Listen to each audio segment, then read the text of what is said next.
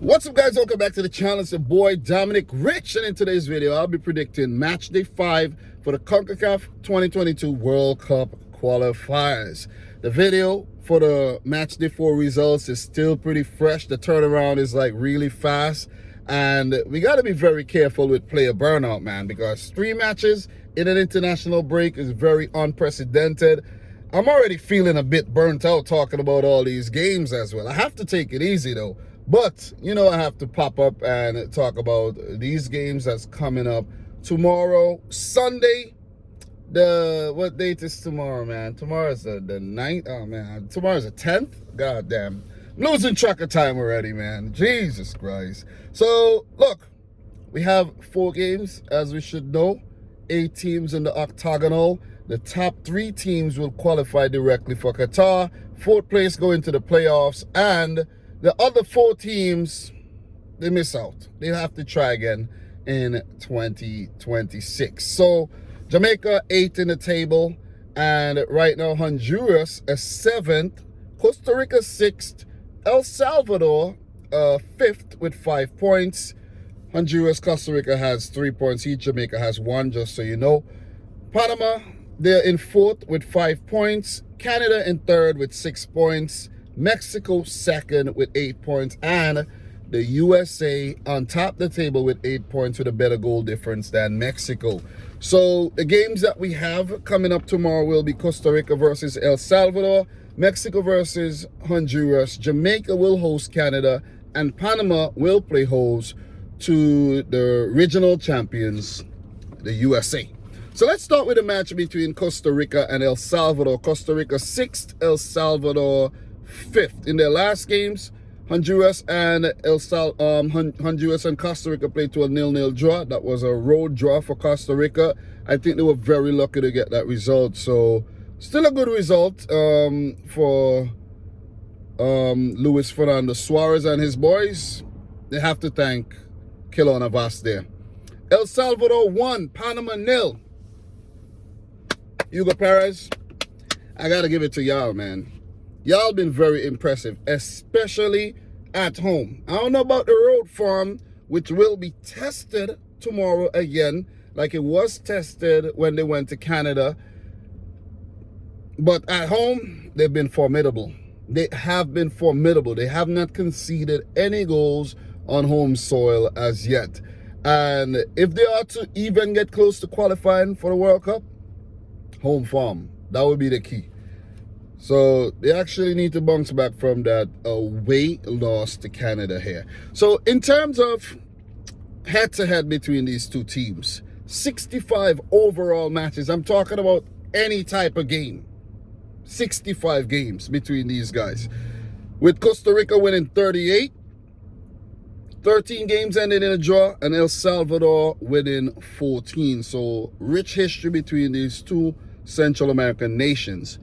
In World Cup qualifying matches, though, they have met on 13 different occasions, with Costa Rica winning 6, 5 games ended in draws, and El Salvador picking up 2 wins. Key thing that we have to note in this game. For El Salvador, this would be similar conditions to that in El Salvador. So Costa Rica, even though they are home and they haven't really been that good at home, where they lost to Mexico and they drew to Jamaica, they actually they got to get their act together. They have to absolutely get their act together. And they're still winless in the octagonal. And this is the game to do so, where they have been better in terms of the head-to-head over El Salvador throughout, you know, their history. So this is the game. This is definitely the game to do it. Winless so far in World Cup qualifiers, this is the game to do it. But if you look at it from an El Salvadorian perspective, Costa Rica are ripe for the picking. If there ever was a time they were ripe for the picking, it's going to be tomorrow. Definitely tomorrow. The last game between these two teams, interesting fact, 3 draws. 3 draws. And that's including a 2015 Gold Cup group stage draw where that game ended 1-1 and the other two draws were scoreless draws. Look, in terms of my prediction for this game, El Salvador, they have been impressive. Coming from the Gold Cup, their home matches against the USA and against Honduras, but that blip against Canada. The games that are coming up, they're going to be the test for El Salvador. When they meet a USA, a Mexico, a Costa Rica, that's where the test comes in. Beating Panama, I thought would have been a test, but I thought Panama would have been a test, but they beat Panama. So you got to give it to them. So at the Gold Cup, I was really impressed with El Salvador, and they've been doing some good work, man. Some good scouting. Hugo Perez has been managing the team really well, and just the team selection as a whole has been spot on. And Enrico Duenas, man, you got to watch for this player, especially in this game. If he features, he's a bright spot for El Salvador. For Costa Rica, they look light, man. Seriously, they look slow, lethargic, impotent, and if it wasn't for Keylor Navas, this team maybe would have had 1 point in the group so far, in the octagonal. So, look, not impressed with Costa Rica at all. It's a team I expected better from. El Salvador, they're kind of exceeding expectations right now, where they're 5th. They're level on points with Panama, who are in 4th. So that's a playoff spot right there up for grabs for El Salvador. So they just have to keep this momentum going. And the fact that it's on Central American soil, which would be similar conditions to that in El Salvador, I think they could walk away with something from this game. And I'm going to go with a 1-1 draw. 1-1 draw here. Not a great result for Costa Rica at all. They would go up to 4 points if this happens. El Salvador will go up to 6 points, which is absolutely phenomenal, especially since it's an away game. And if Costa Rica do manage to get away with a win, it would be very good for them as well, where they would definitely leapfrog. Who knows? They could leapfrog Panama and they could leapfrog El Salvador. 1-1 draw, guys. Let me know your prediction for this one in the comment section down below. We move on to the next game between Mexico and Honduras. Mexico 2nd with 8 points. Honduras 7th with 3 points, a similar record to that of Costa Rica. Last games for these two teams, Mexico 1, Canada 1, Honduras 0, Costa Rica 0. Remember, Honduras played a home match against the USA and got smashed 4-1. So they have not been in good form at all. And Fabian Coito and his boys got to get their act together fast, or it could mean missing out on the next World Cup in Qatar. Head-to-head, 41 matches between these two teams, with Mexico picking up 24 wins. And there have been 7 wins for Honduras, and 10 games have ended in draws. Honduras, interestingly, have picked up 2 wins on Mexican soil. So they would need to channel those wins and come out with something, anything against Mexico at the Azteca. And it's going to be very difficult. Just want to put it out there. Even though Mexico have not been at their best, it's going to be very, very difficult to pull off. In terms of World Cup qualifying matches, 22 matches between the two teams, 11 wins for Mexico, 5 draws, and 5 wins for Honduras. 1 win and a draw have been on Mexican soil. That 2014 World Cup qualifiers campaign, Honduras picked up a win against Mexico, and you know, Mexico struggled really bad during that World Cup qualifying campaign, even though they still ended up making it. And there have been 4 wins and 4 draws at home for Honduras. So they like playing at home. They really like playing at home. On the road is where they're a little bit suspect. So the last meeting between these two teams was at the 2021 Concacaf Gold Cup quarterfinals. Mexico won the game 3-0. Look, even though I have not been so impressed with Mexico, they still managed to stay unbeaten, still managed to get the job done in 2 games and drew the other 2. So even though some subpar performances, Tata Martino and his boys still got 8 points, still looking good in second. They won't want to be behind the USA for too long, so they would want to go out there and pick up a win. The fans they got to get behind the team and not boo and jeer and, you know, stop the game when they're struggling. You see what I'm saying? That's the moment where you have to get behind the team. And that is what I don't understand with the Mexican fans in the stadium here. As for Fabian Coito's Honduras, look, they should have got something against Costa Rica. They really should have got something. Against the USA, poor game management. Scored first and allowed the USA to come back in the game. And look, the Canadian game was pretty good to go away and get a draw.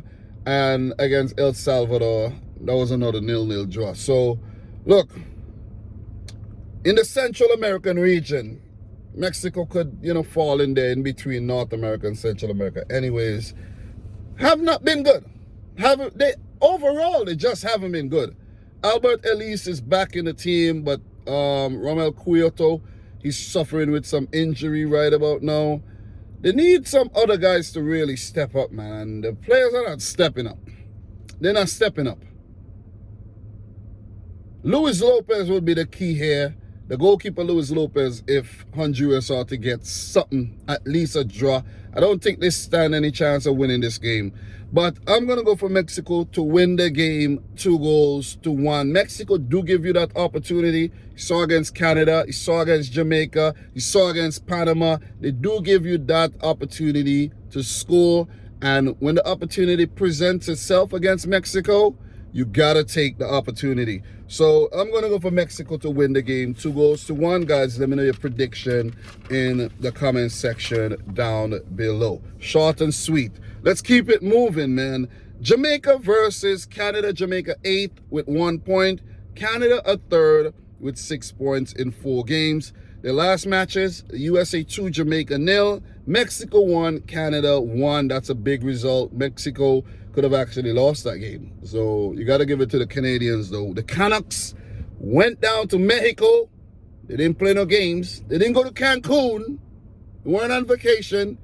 They went to war and they almost came out with 3 points. In terms of the head-to-head between Jamaica and Canada, 22 matches played overall, you know, including all matches. Guys, I use this site called 11 versus 11. I think it's a really good source. It has games dating way back in 1920, and I think it's important that you mention those games as well, because when I use SofaScore, not SofaScore, I use Transfer Marked, I don't get the proper information for these matches. So just keep that in mind when you're doing head-to-head. So 22 games, 9 wins for Canada under John Herdman. Well, the wins didn't come under John Herdman, but that's the manager. I shouldn't even mention that, but whatever. 6 draws and Jamaica has 7 wins. Canada currently under John Herdman and Jamaica under the struggling Theodore Whitmore, where the Jamaican fans, the Jamaican faithfuls, want his head on a chopping block ASAP. And I mean that figuratively, for his, you know, him not being in charge of the Jamaican national team anymore and not per se, you know, putting his head on a real chopping block, if you understand what I'm saying. So, oh man, the boy Theodore, man, the boy Theodore riding his luck, game after game after game. So, look, World Cup qualifying games, 6 matches between these two teams. Jamaica with 2 wins, 3 games have ended in a draw, and Canada have picked up 1 win. Canada, they unbeaten in 2 games on the road, where they played Mexico on the road, they played the USA on the road, and they have picked up 2 1-1 draws. So that's a very good sign for them. As for Jamaica, they have played 1 match at home and they got beaten really severely by Panama. 3-0, they got outplayed. And that's where they played most of the British guys. So I don't think that's going to happen again, because those British-based players, they don't know the conditions in Jamaica that well. And if you play a more, you know, a team where most of the guys are born in Jamaica, I think they would actually fare a lot better than they did against Panama here. So Canada do have 1 win on Jamaican soil back in 1988, and that was actually a friendly. So, look, the last meeting between these two teams was a 2-0 win for Canada in an international friendly played recently. My prediction for this game: Jamaica, Jamaica. Oh man, y'all been horrible, man. Y'all been horrible. And as I keep saying, man, when the Jamaican public look at these players, they call them ballers, man. These guys are ballers. These guys are nice. Oh man. Oh, talent, you know. And you play against the USA, a bunch of 18-year, 19-year-old, 21-year-old kids, and you get played off the park. See what I'm saying? That's unacceptable. Totally and utterly unacceptable, Jamaica. I'm watching the game, and these Jamaican players are running like they're moving in slow motion. And I'm like, really? Really? And this Canadian team, I think right now they're on par with the USA team. So if you want to take anything, listen, it's going to be very difficult to beat Canada. Whether you're home or whether you're away, it's going to be very hard. Just want to put it that way. Look, I'm not going to say Jamaica has to play negatively and play a low block and play defensively, because I don't know. I don't even know what Theodore Whitmore is going to do. Does Theodore Whitmore even have tactics? Does he even have plan B? Seriously, like Jamaica has just been picked off. They did play well against Costa Rica, I have to give it to them, but they didn't take the opportunities that would have given them the 3 points. Is this the game where Jamaica pick up their first 3 points of the World Cup qualifiers? No. Could they get a draw? Could they get a draw at home, where the home stadium's supposed to be a fortress? Could they get a draw?